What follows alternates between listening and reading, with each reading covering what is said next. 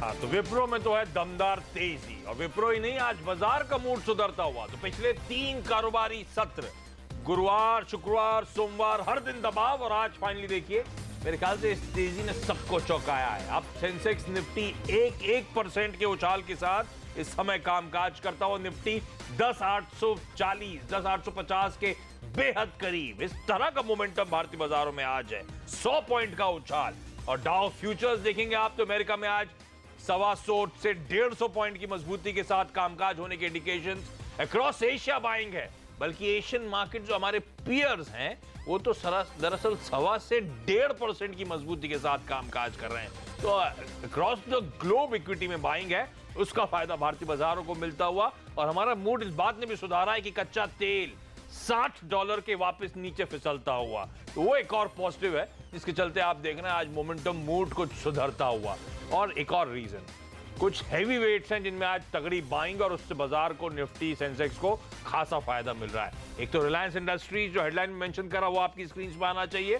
क्या मजबूती! आमतौर पर रिजल्ट से पहले हम देखते हैं रिलायंस में बाइंग आती है, और आज वो सीएलएससी की रिपोर्ट ने और ऐड कर दिया, उसके चलते मोमेंटम। रिलायंस 3.25% का उछाल, हैवी वेट। और दूसरा इन्फोसिस, शुक्रवार से ये स्टॉक मोमेंटम पकड़ा है, तेजी पकड़ी, और लगातार वो तेजी कंटिन्यू होती हुई आज भी देखिए 3.5% का उछाल।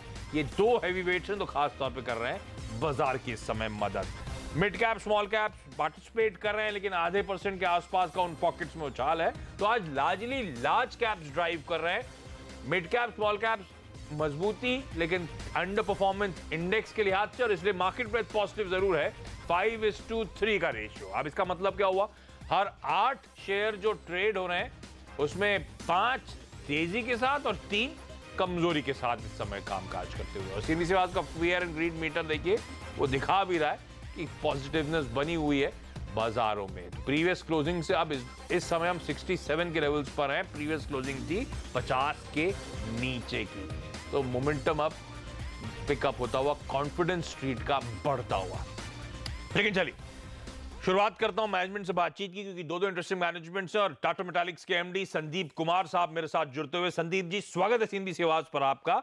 आप लोग की स्क्रीन पर इस कंपनी के तिमाही रिजल्ट्स आएंगे। आय में 11% का उछाल, मुनाफा जरूर फ्लैटिश नजर आएगा आपको अगर मैं इन आंकड़ों को साल दर साल कंपेयर करूं। पर संदीप जी, दिक्कत सबको है इस बार के जो मार्जिन का परफॉर्मेंस था कंपनी का। मार्जिन करीब 110 बेसिस पॉइंट्स, यानी कि साल दर साल 1% से ज्यादा कमजोर हो गए हैं सर। क्यों दबाव मार्जिन पे इस क्वार्टर में? हमारा जो परफॉर्मेंस रहा है इस बार, आप 12% बढ़ोतरी हुई है टॉप लाइन में, एबिटा और ऑपरेटिंग प्रॉफिट्स भी बढ़े हैं, लेकिन जो आप मार्जिन देख रहे हैं उसमें कमी हुई है, क्योंकि हमारा कॉस्ट जो है वो इस बार बढ़ गया, बिकॉज हमारे दोनों फर्नेसेस में प्रॉब्लम्स थे, ब्लास्ट फर्नेसेस में। उसके कारण हमें कुछ शटडाउन्स लेने पड़े थे, और उसका इम्पैक्ट प्रोडक्शन पे भी रहा हॉट मेटल का, जो कि 20% डाउन रहा। और उसके अलावा हमारा जो है फिक्स्ड कॉस्ट कुछ बढ़ गया।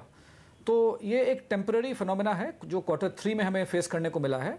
But as we go into Q4, ये हमारा furnace is back into action, तो इसमें कोई दिक्कत नहीं है। इनफैक्ट पिग आयरन में जो हमारी कमज़ोर परफॉर्मेंस रही है, उसको मोर देन मेकअप किया पाइप ने।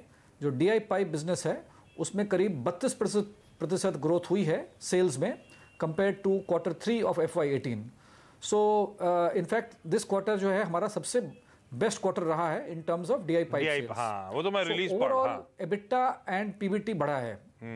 अच्छा, दो बात, मार्जिन जो है वो अबाउट 1%। तो ये मोटा मोटी एबरेशन मान लूं, ये जो आप प्रेशर कह रहे हैं मार्जिन पे, 2 रीजंस आपने हाईलाइट करे।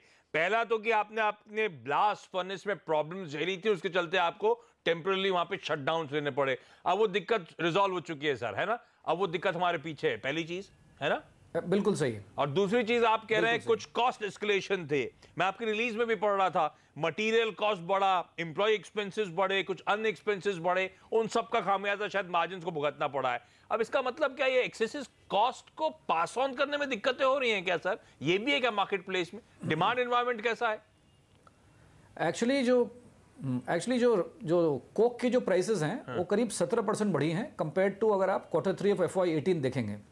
उसके हिसाब से हमारा पिग आयरन प्राइसेस 23% की बढ़ोतरी हुई है। तो जो कॉस्ट था वो तो हमने पास ऑन कर दिया। जो मैं किस कॉस्ट की बात कर रहा हूँ वो फिक्स्ड कॉस्ट जो होता है, जो फर्नेस को दोबारा आप रिपेयर करने में which is a one time expense, उसमें प्रॉब्लम हुआ है। सो वो कॉस्ट आपको नेक्स्ट क्वार्टर से नहीं दिखेगा। लेकिन आपका दिसंबर के बाद से जो रॉ मटेरियल प्राइसेस हैं वो थोड़ी गिरनी चालू हो गई हैं, जिसका प्रेशर मार्केट पे भी है। आपको मालूम ही होगा कि स्टील मार्केट भी थोड़ा फिसलता हुआ दिख रहा है। उसका इम्पैक्ट हमारे पिग आयरन पे कुछ दिख रहा है। सो आगे पिग आयरन जो है Q4 में थोड़ी दिक्कतें आ सकती हैं इन टर्म्स ऑफ प्राइसेस, लेकिन पाइप बिजनेस जो है वो काफ़ी रोबस्ट है और ये हमारा Q4 नॉर्मली बेस्ट क्वार्टर होता है इंडस्ट्री के लिए। तो इसलिए ऑन द होल ये Q4 में के लिए हम लोग काफ़ी ऑप्टिमिस्टिक हैं। और हमारी कोल इंजेक्शन का जो प्लांट है वो भी ऑपरेशनल हो गया है। सो रैंप अप हो रहा है अभी जनवरी में, तो उससे हमें काफी कॉस्ट रिडक्शन में भी बेनिफिट दिखना चाहिए। ओके, तो ये जो कॉस्ट एस्केलेशन की जो रिलीज बात कर रही है, ये वन टाइम एक्सपेंस देना पड़ा था आपको ये फर्नेसेस को वापस रीस्टार्ट करना या उससे जुड़ी फिक्स कॉस्ट उठानी पड़ी थी आपको, अदरवाइज कोई दिक्कत नहीं है। तो आसान शब्दों में मान के चलूं Q4 में मार्जिन्स वापस बाउंस बैक होंगे, ये 1% जो गिरे हैं ये बाउंस बैक वापस रीइंस्टेट होते हुए नजर आएंगे मार्जिन्स, है ना सर? हाँ जी, सो मार्जिन्स इंप्रूव होने चाहिए। मार्केट के ऊपर थोड़ा डिपेंडेंट है पिग आयरन वाला पोर्शन। पाइप बिजनेस तो बिल्कुल स्ट्रांग है और स्ट्रांग रहेगा, लेकिन पिग आयरन थोड़ा अनसर्टेन रहता है बिकॉज उसका स्टील मार्केट से भी हमारा कुछ लिंकेज रहते हैं और रॉ मटेरियल प्राइसेस गिरते हुए दिख रहे हैं। सो उसका क्या इम्पैक्ट पिग आयरन पे होगा ये हमें Q4 में देखना होगा। ठीक बात। अच्छा, जो आप जो बार बार डक्टाइल आयरन पाइप, जो आपका DI पाइप्स का धंधा है जिसको लेकर आप बुलिश साउंड कर रहे हैं, पिग आयरन को लेकर आप कुछ कंसर्न इस समय हाईलाइट कर रहे हैं सब्सिक्वेंट क्वार्टर के लिए, इस समय मिक्स क्या है? टाटा मेटालिक्स की कुल रेवेन्यूज का कितना DI पाइप से आता है, कितना पिग आयरन से आता है? सो अगर आप देखेंगे तो रफली 55 से 60% हमारा जो रेवेन्यूज है वो आपके DI पाइप से आएगा और करीब जो बैलेंस है वो पिग आयरन से आएगा। लेकिन जो मार्जिन्स हैं वो मार्जिन्स मेनली हमारे आते हैं DI पाइप से। उसमें जो मार्जिन्स होते हैं वो बेटर होते हैं देन पिग आयरन से। सो ऑल्दो आपको जो हमारे सेगमेंटल रिजल्ट्स में वो आपको ठीक से नहीं दिखेगा क्योंकि हम उसको ट्रांसफर करते हैं, we treat them as 2 profit centres. लेकिन अगर आप पूरा कैलकुलेट करें तो मेन प्रॉफिट जो आता है वो DI पाइप से आता है और जो पिग आयरन बिजनेस है वो मोर स्पॉटिश है, किसी क्वार्टर में ऊपर जाएगा, किसी दूसरे क्वार्टर में नीचे आएगा। जो कि पाइप बिजनेस है वो ज्यादा स्टेबल है और वही हमारा मेन बिजनेस है एज ऑफ नाउ। ठीक बात। हाँ, तो मैं नहीं, आपने सेगमेंटल रेवेन्यूज दिए थे अपने क्वार्टरली नंबर्स पे, बात सही कर रहे हैं आप। पिग आयरन से जो सेगमेंटल रिजल्ट है उस बेसिस में कैलकुलेट कर रहा था तो 6-7% मार्जिन वहां बनते हैं पिग आयरन के धंधे में, और डक्टाइल आयरन में दरअसल 11% के आसपास ये कंपनी मार्जिन एंजॉय करती है। तो वाकई फर्क है उस बात का। लेकिन ये 55-60% वाला धंधा फिर Q4 में पेन दिखाएगा सर, ये आप बात हाईलाइट कर रहे हैं जो पिग आयरन का धंधा है। तो 9 मंथ के जो रेवेन्यूज थे उसमें 15-16% का अब तक इस क्वार्टर में आपने उछाल दिखाया था। FY19 फिर पूरे साल का परफॉर्मेंस? नहीं, आपको मैं थोड़ा करेक्शन कर दूं, 55 to 60% जो है वो पाइप बिजनेस है। सो जो कि हमारा मेन बिजनेस है और जिसमें बढ़ोतरी हो रही है। अच्छा। और जिसमें हमने इस Q3 में रिकॉर्ड परफॉर्मेंस किया है। और Q4 जो है नॉर्मली इंडस्ट्री का बेस्ट क्वार्टर होता है, तो हमें उम्मीद है कि Q4 भी Q3 की तरह ही अच्छा होना चाहिए। और उसमें जो प्राइसेस वगैरह हैं वो फिक्स्ड हो जाती हैं 3 से 6 महीने के लिए, इसलिए वो काफ़ी स्टेबल रहेंगी। और पिग आयरन बिजनेस जो है उसमें भी वॉल्यूम जो है हमें प्रोडक्शन का जो वॉल्यूम है वो बढ़ेगा, क्योंकि फर्नेस डाउन था तो प्रोडक्शन कम था और जो वन टाइम कॉस्ट जो हमें लगा था वो अब Q4 में नहीं लगना चाहिए। तो ओवरऑल हमें Q4 जो है वो पॉजिटिव दिख रहा है।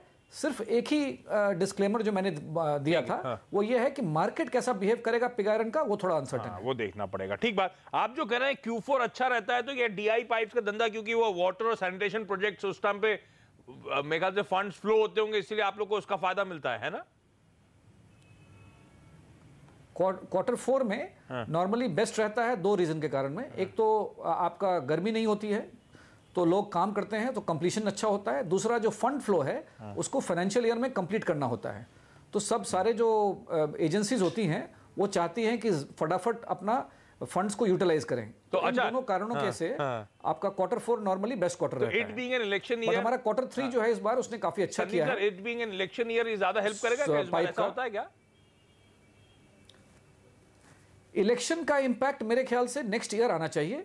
जो थोड़ा बहुत अनसर्टेनिटी है लोगों के दिमाग में, वो अप्रैल मई में, सो वो आई थिंक न्यू ईयर में क्या होता है, जब न्यू फंड्स रिलीज होती हैं उसमें हो सकता है कि अगर कुछ थोड़ा डिले वगैरह हो, बिकॉज ऑफ अगर गवर्नमेंट नई गवर्नमेंट आती है या पुरानी गवर्नमेंट खुद ही रहती है तो उसमें थोड़ा सेटल डाउन करने में थोड़ा टाइम लग सकता है। लेकिन आई थिंक अब तक काफ़ी मैच्योर हो चुके हैं I think bureaucracy and business in India, तो मुझे बहुत ज़्यादा नहीं दिखता है। ऑल्दो अगर आप सीईओज का पोल लेंगे उसमें लोग अभी भी थोड़ा अनसर्टेनिटी दिखा रहे हैं फॉर नेक्स्ट 6 मंथ्स, बट मेरा पर्सनल ओपिनियन है कि बहुत ज़्यादा दिक्कत नहीं आनी चाहिए, थोड़ा बहुत हिकअप्स हो सकता है अप्रैल वाले क्वार्टर में।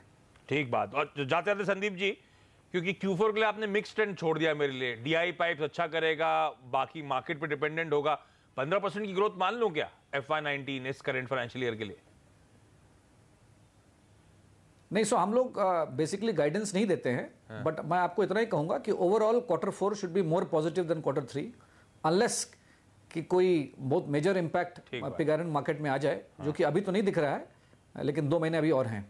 ठीक बात। तो अगर ऐसा है तो फिर तो ग्रोथ अच्छी रहेगी कंपनी की, अगर Q4 का परफॉर्मेंस बेहतर रहा। संदीप जी धन्यवाद। तो टाटा मेटालिक्स की हमने बातचीत करी, इस पे एनालिस्ट से आगे मैं चेक भी लूंगा, लेकिन एक और मैनेजमेंट से बातचीत कर लेता हूं। इस समय जेने एक्सेल्स के प्रेसिडेंट और सीईओ रणबीर सिंह साहब जुड़ते हुए, इस कंपनी के भी तिमाही रिजल्ट्स आए तो वो रिजल्ट्स आप लोग की स्क्रीन पर आएंगे। सिंह सर, स्वागत है सीधी सी आवाज पर आपका। Numbers on the face of it तो सर स्ट्रांग लग रहे हैं, और उसमें सबसे इंटरेस्टिंग मुझे लग रहा है खास तौर पे रेवेन्यू ग्रोथ का जो मोमेंटम है, 47% आप लोग की स्क्रीन पे साल दर साल रेवेन्यूज में उछाल देखने को मिला है। तो सिंह साहब, इस बार मदद कहां से मिली? आशीष जी गुड आफ्टरनून, धन्यवाद मुझे बुलाने के लिए।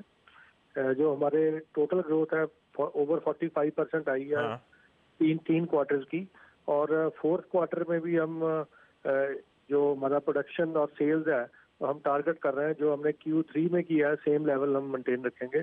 तो और ओवरऑल ग्रोथ जो है हमारी ओवर 35% इस साल आएगी। तो पहले 9 मंथ्स में आपने दरअसल 47% रेवेन्यू में ग्रोथ क्लॉक करी है, तो अब तक तो मोमेंटम वाकई सिंह साहब जैसे आप कह रहे हो एकदम स्ट्रांग रहा है, पर स्ट्रीट को डर इस बात का है कि आगे चलते हुए मोमेंटम लूज आउट होना है, और शायद वो इसी quarter onwards momentum lose out होगा। तो बीते 3 क्वार्टर का अच्छे मोमेंटम के बाद क्या Q4 ठंडा पड़ सकता है? क्या ग्रोथ में कुछ स्लोडाउन का एक्सपेक्ट करूं, एंटिसिपेटेड है?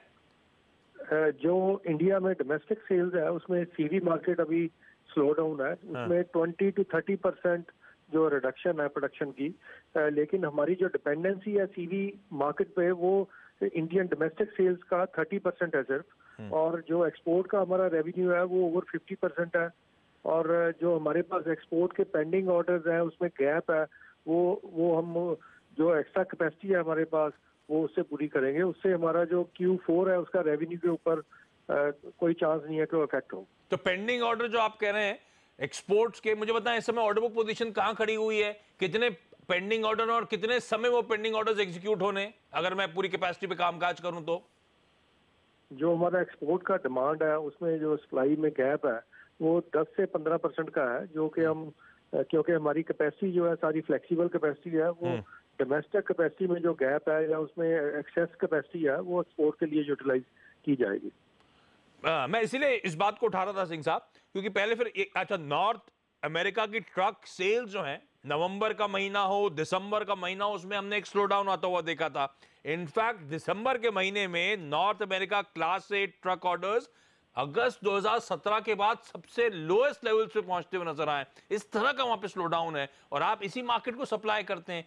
अभी तो खैर ठीक है, पेंडिंग ऑर्डर्स हैं, वहां पे जब स्लो डाउन आएगा उसका रिपरकशन, उसका इंपैक्ट इवेंचुअली आप लोग पे भी पड़ना चाहिए।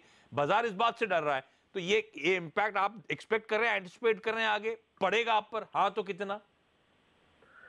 आशीष जी, जो नॉर्थ अमेरिका है उसमें हमारी सिर्फ क्लास 8 को सेल्स नहीं है, हमारे जो जितने भी क्लास 5, 6, 7 ऑल कैटेगरीज में हमारी सेल्स तो बाकी कैटेगरीज में स्लो डाउन ऐसा नहीं है? उसमें हमारे पास एज ऑन डेट जितने भी ऑर्डर हैं उसमें कोई भी चेंज नहीं है हमारे कस्टमर से, वो पूरी उनकी रिक्वायरमेंट है और वो हम पूरा सप्लाई करेंगे उनको Q4 में। हाँ, ये तो पेंडिंग ऑर्डर्स हैं। Q4 में आप कह रहे हैं वो पेंडिंग ऑर्डर्स से कोई दिक्कत होगी नहीं, यूटिलाइजेशन अच्छे रहेंगे, दिक्कत आएगी नहीं। सब्सिक्वेंटली क्या एंटिसिपेट करूं सिंह साहब, मुझे उस बात का डर है। ये स्लो डाउन प्रोफाउंड हो रहा है, ये टैरिफ और ट्रेड वॉर अगर सेटल नहीं होता तो ये स्लो डाउन और प्रोफाउंड होगा मेरे ख्याल से। तो ये FY20 में इंपैक्ट करेगा क्या, या आप इस बात से अभी घबरा नहीं रहे हैं, कोई दिक्कत नजर नहीं आती, मोमेंटम कंटिन्यू रहने वाला है कंपनी का? अजीत जी, जो दिस इज टू अर्ली इसके लिए हम कुछ कमेंट करें। जो एक्चुअल पोजीशन है वो फेब और में डिक्लेयर होगी, जो नॉर्थ अमेरिका की है। ये सारे साल में कितना वो प्लान कर रहे हैं, कितना क्लास 8 प्लान कर रहे हैं, और कितने अदर क्लासेस में जो ट्रक हैं, लाइट व्हीकल्स हैं, वो कितने प्लान कर रहे हैं। तो ये आप लोग अपना, आई एम श्योर क्लाइंट से कॉन्स्टेंटली इन चेक टच रहते होंगे सर, भापने के लिए कि क्या चल रहा है। आप भी सुनते होंगे चीन अमेरिका को लेकर इश्यूज, बड़ी बड़ी कंपनीज की सेल्स स्लो डाउन होती हुई।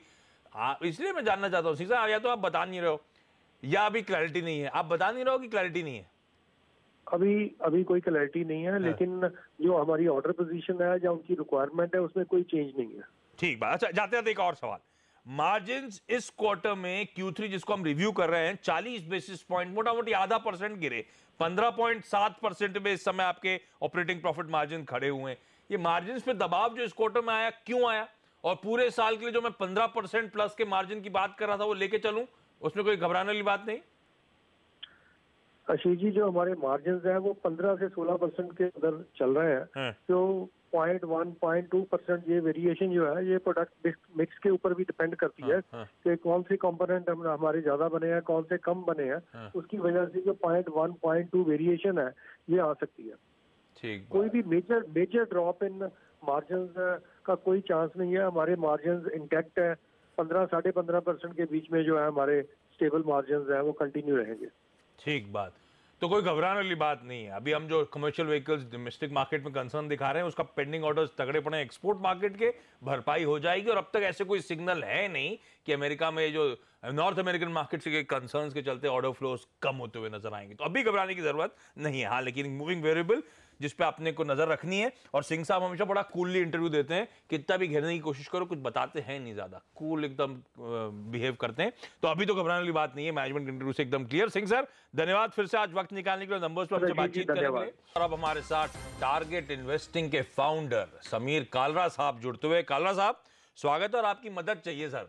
2 कंपनीज के मैनेजमेंट से आज बातचीत हुई, टाटा मेटालिक्स और साथ साथ हमने बात करी JNA एक्सेल्स की। दोनों मैनेजमेंट साउंड तो कॉन्फिडेंट कर रहे हैं आउटलुक को लेकर, लेकिन मेरी निवेश की रणनीति क्या होनी चाहिए? किसी में पैसा लगाऊं क्या? हमारे ख्याल से JNA एक्सेल थोड़ा बेटर पोजीशन में है टाटा मेटालिक्स के हिसाब से। हमारा एक यहाँ से 450 का टारगेट है, क्योंकि अगर आप देखें मार्च का क्वार्टर और जून का क्वार्टर उनके लिए बेटर होता है, लेकिन जो ऑर्डर्स का स्लो डाउन की बात चल रही है US में, वो मेरे ख्याल से इनका जून के बाद रिफ्लेक्ट करेगा, क्योंकि वो इंक्रीमेंटल ऑर्डर्स आएंगे। तो तब तक मेरे ख्याल से कोई स्लो डाउन नहीं होना चाहिए, और इनके डेट पे भी काफी कंट्रोल्ड है। टाटा मेटालिक्स की जहाँ पे बात करें तो मेरा एक शॉर्ट टर्म का एक नेगेटिव टारगेट है 575 के आसपास। वहाँ पे अगर आप देखें तो उनकी जो डिमांड है वो स्लो डाउन हो रही है। रेवेन्यू ग्रोथ और उनका जो प्लांट शटडाउन है वो वापस आया है।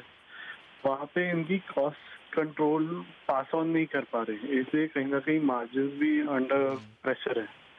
और दूसरा जो है, अगर आप ग्लोबल डिमांड देखें तो कहीं ना कहीं जो डेटा आ रहे हैं वो कमोडिटी प्राइसेस के सपोर्टिव में नहीं है। तो इसलिए मेरे ख्याल से आप JNA एक्सेल खरीद सकते हैं एक मीडियम टर्म के हिसाब से, और फिर आप एक रिव्यू ले सकते हैं वहाँ पे। ठीक बात, इंटरेस्टिंग, बिल्कुल डिटेल में समझा दिया कालरा साहब ने। JNA एक्सेल्स पे दाव लगाया जा सकता है 450 के टारगेट्स, यानी कि आज के जो भाव चल रहे हैं उससे 20-22% के आसपास का अपसाइड। और टाटा मेटालिक्स को दूर रहे, क्योंकि जो टारगेट है वो तो 575 के, और ये स्टॉक 625 के लेवल्स पर ट्रेड करता हुआ, यानी कि इन लेवल से गिरने की संभावना है स्टॉक की ज्यादा है। दूर रहे हैं तो फिर सेल करने के भी मौके इस लेवल्स के आसपास बुक आउट कर लें इस स्टॉक से। चलिए कालरा साहब, धन्यवाद। और इस नोट पर आज के न्यू ईयर कंपनी में भी इतना ही।